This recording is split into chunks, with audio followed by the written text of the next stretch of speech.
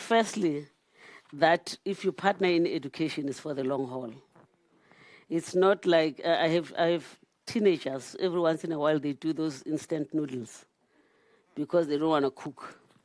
So in 2 minutes, they're done. In 5 minutes, they're hungry.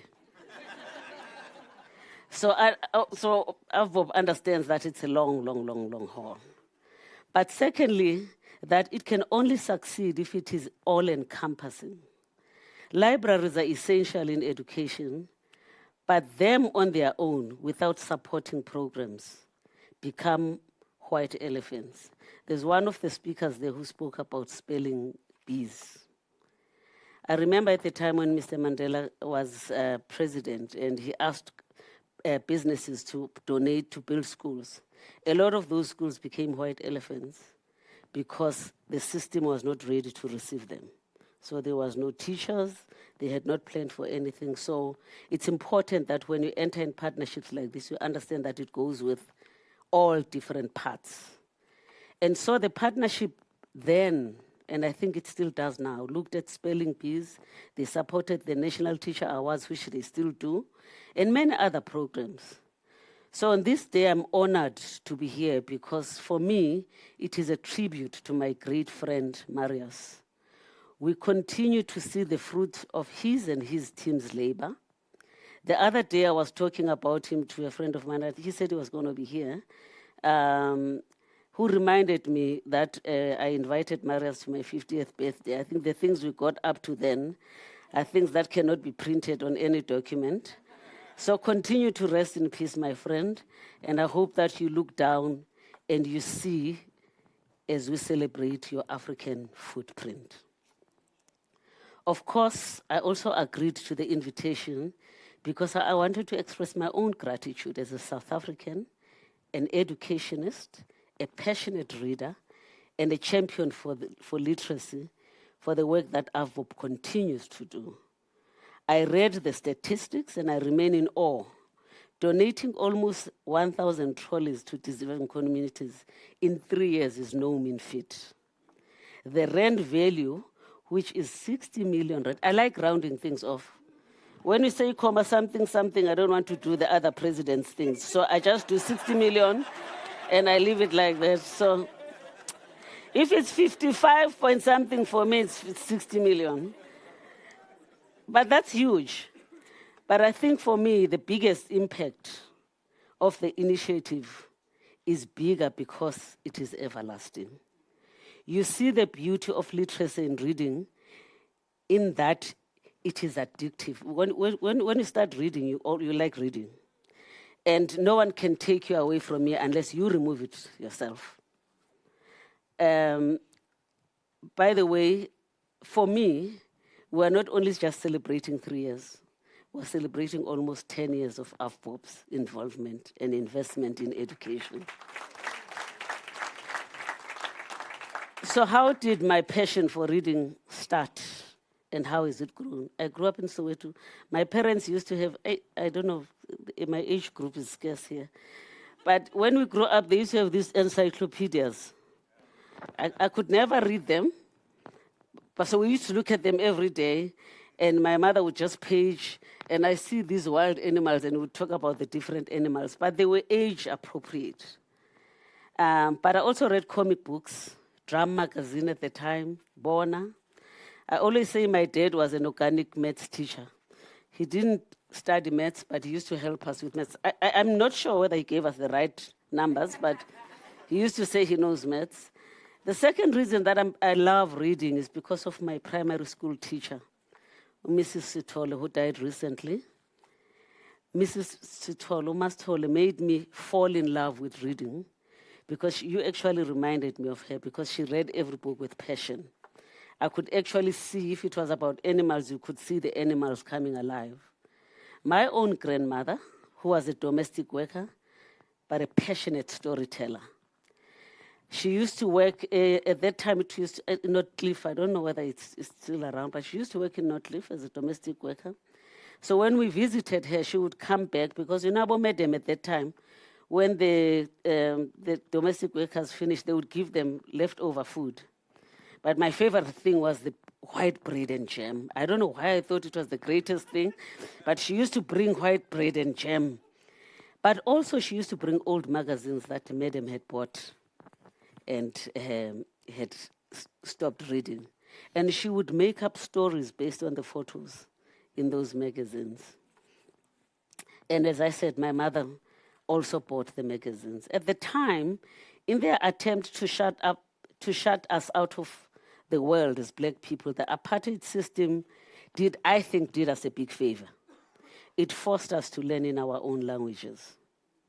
I only started English in standard 6. I learned my primary school in mother tongue. And I think that's the greatest mistake that we've made as the new system, in that we didn't understand that the foundation for further learning is your own language. So at that time, the Bona magazines and Drum magazines also started publishing in indigenous languages.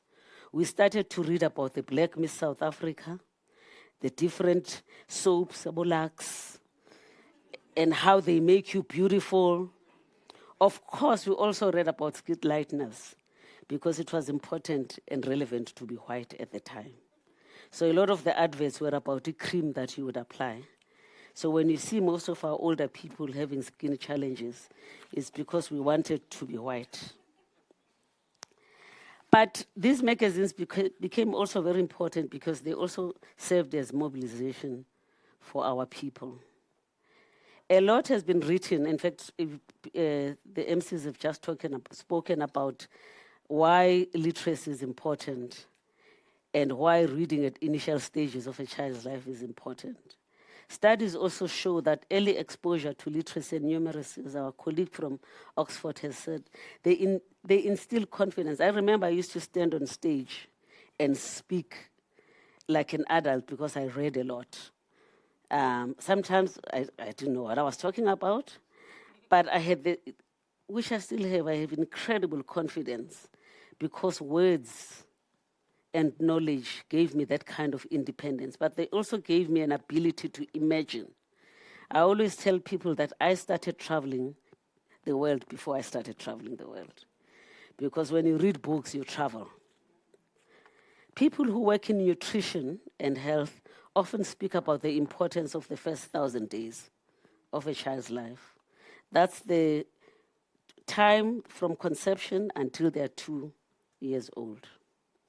This is a time when the brain starts forming and the body grows and the immune system grows, and that's when the brain develops significantly. During pregnancy, they will always tell you that your health, nutrition, and stress levels can influence your baby's future. By the way, that's why sometimes I worry when women don't think they're worthy. And sometimes when we get in these positions, we want to behave like men. Our strength lies in our nurturing. We carry beings for 9 months. From the time it is a tiny seed, you grow it to be like those beautiful young people. That's power.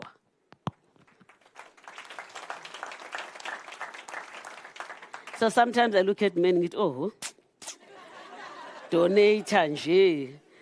I mean, I nurtured this thing.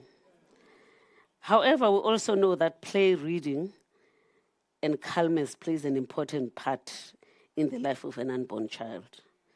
As a school at OLEG, we do a lot of work on trauma and how it impacts learning and teaching. No one in the world has not been through trauma. I think as we grow older, we learn to ignore it. We think we've got it, and then it catches up with you later. So we have programs that help schools to be trauma aware and informed. What we know through the work of Dr. Bruce Perry is that trauma experienced by a child when the mother is pregnant has a long-lasting effect on an unborn child. So when a mother has been abused, a mother has gone through stress, sometimes the child is born premature or with some deficiencies. And so unless something is done at an early stage, the child starts having mental health issues as they continue to grow. And I think that's where the problem is in our country is that we have never understood the importance of the 1,000 days and what it means to take care of the mother. So when I see initiatives like these, where a mother can sit and read with a child in the tummy, we don't understand that the child can hear you and listen, and they get into the culture. The most important partner in literacy and the neglected one is the parent, the caregiver. My passion for literacy, firstly, I started in education as an adult education person, so we did the Karikude campaign. Because when I look at this, I remember my grandmother would look at that and tell you in Ndlovu, and tell you a story about each of the animals, even though she couldn't read. But she helped me to form a language and words. And so when your grandmother does that, it's important for young people because you must approach early learning in an age-appropriate manner, but it must also be fun. So again, when you were reading, I went back to my 5-year-old self, and I was immersed in the story, and I appreciated the story. And I think even if you didn't understand Zulu, you probably got a sense of the emotion and the passion. Unfortunately, like many initiatives, the Karikude campaign fizzles out. And I think we cannot afford to commit the same mistakes again of denying quality access and education to all, because we will forever be chasing a dream. We are still fighting against all odds. Even now, we're still talking about the importance of marginalized languages. So Oxford University Press, you're leading the pack, because many schools, in fact, many of our children, the best place is TikTok, is social media.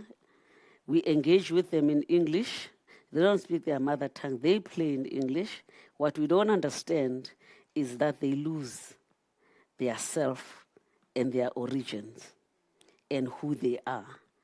Because who we are is in the language, and the language captures our own identity. So I'm very grateful that you publish books in all languages. I grew up listening, like I said, to my grandmother liked telling fairy tales. And we would go on weekends and listen, and you would imagine yourself in that space. And as I grew up in Soweto, which has its own lingo, people always wonder why I speak perfect Zulu. It's not because I'm from KwaZulu-Natal. It's because my being and how I grew up and how I was raised was by a woman who was illiterate in our own understanding, but was literate to understand that I needed to know my language. At 8 o'clock, again, you young people don't know, we used to sit around the radio and listen to what we call a story. They were in all languages. And, story were those fairy tales. I think now you have them, but they're not so nice anymore. But we would sit around, and the point I'm making is that the idea of literacy was a continuum. So you listen, you read, you understood, and you were proud because you wished to be that radio presenter. I wished to be like you, to be able to read in my own language. And the point is that it is a multi-pronged approach. I just want to take a moment and reflect on the impact of COVID in learning and teaching, mental health, and social cohesion.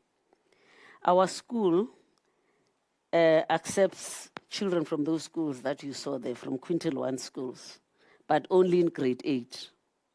We are feeling the impact of COVID on the girls. Just to make the point clearer, the girls that we accepted in grade 8 last year and this year were in grade 3 and 4 respectively during COVID. So if you understand that the importance of foundation education, it means those children missed out on foundation education. And they get to high school, whatever high school it is, their level of reading and writing and understanding is grade 3 at best. And I say at best because those schools in the quintile 1 and 2 schools, by design, do not even have quality services. So the grade 3 that they have is not even quality grade 3 because the schools are overcrowded, they have no qualified teachers, there's no safety, and there's no nutrition. So there is zero foundation.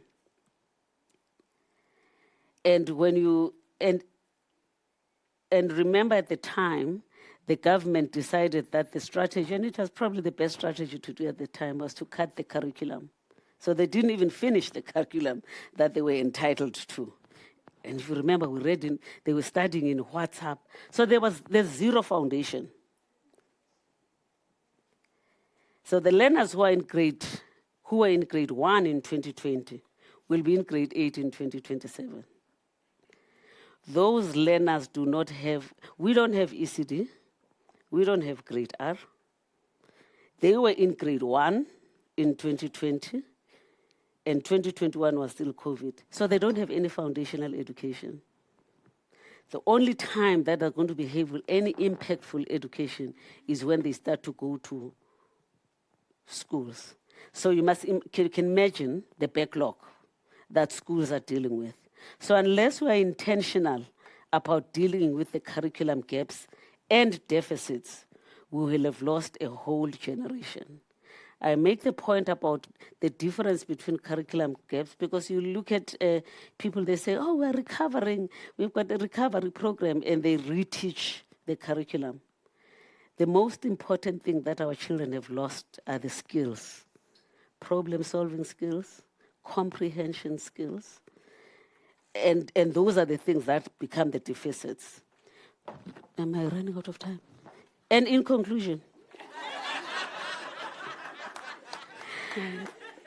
I think the point that I want to say is that when you have a library or a book, a box, it's not enough to just to have the book. You have to balance it with spelling bees, you have to balance it with board games, you have to balance it with many things that make education important. So as much as we're grateful for AVBOB, my message is to the rest of the system, that the rest of the system must play along. Because unless the system complements what AVBOB has done, these will be white elephants. So thank you very much and have a great evening.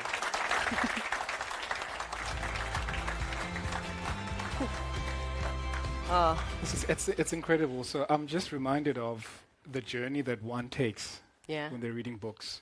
Imagine you reading a book of somebody who has experienced certain incidents in their lives, somebody whom you've never met. You become an individual that's well-traveled. And imagine if you pick up a book and you read, and also that is a culmination of places traveled. So reading is crucial. Thank you so much. Ladies and gentlemen, please welcome the Soweto Gospel Choir.